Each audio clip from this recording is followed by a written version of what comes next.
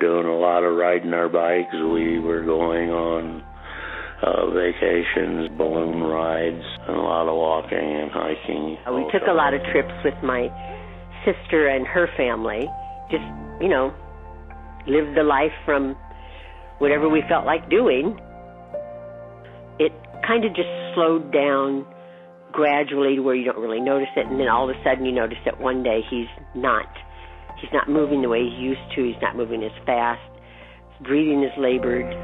I was slowly losing the ability to do as much as I was before. I had shortness of breath.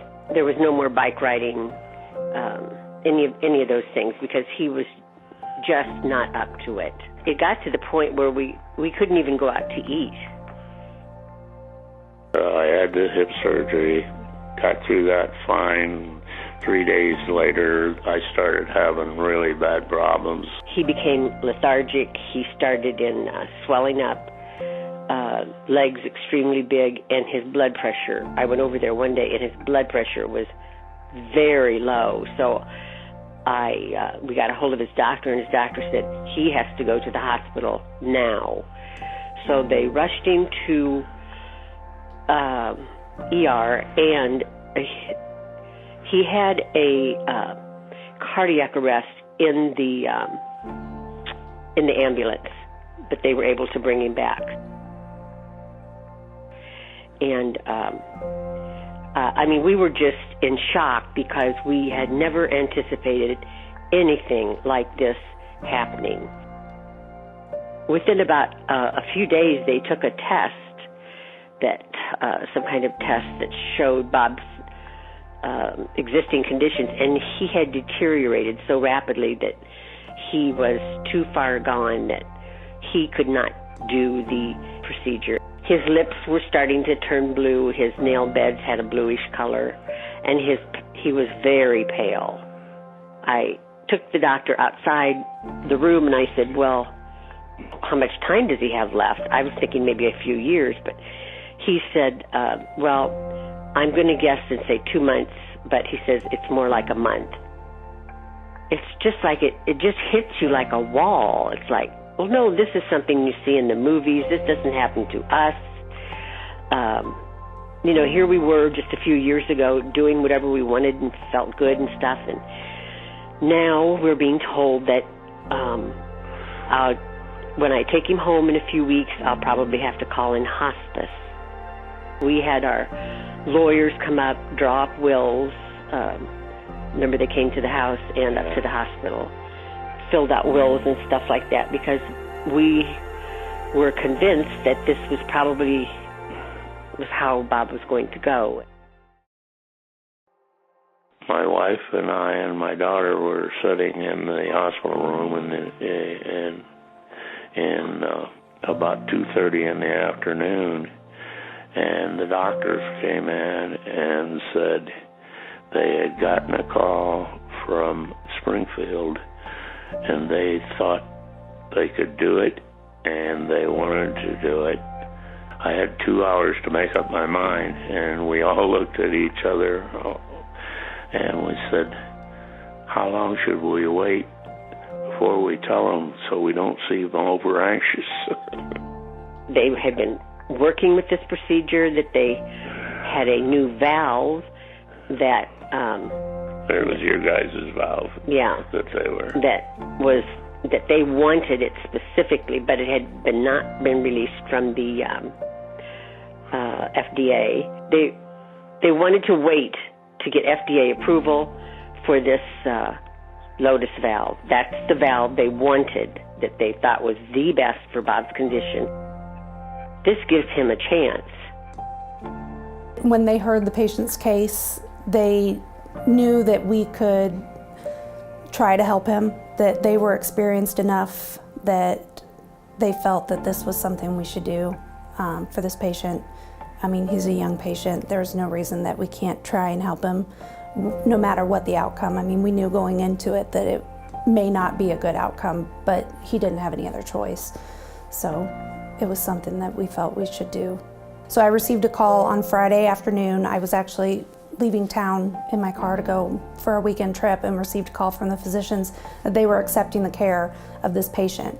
And they needed my assistance to get through all the steps for emergency care, compassionate care, use of this device. And so obviously this isn't something that we do every day, so there was a lot of background research that I had to do, and Boston was fantastic in helping me get everything lined up that we needed to have in place before we could move forward with the case.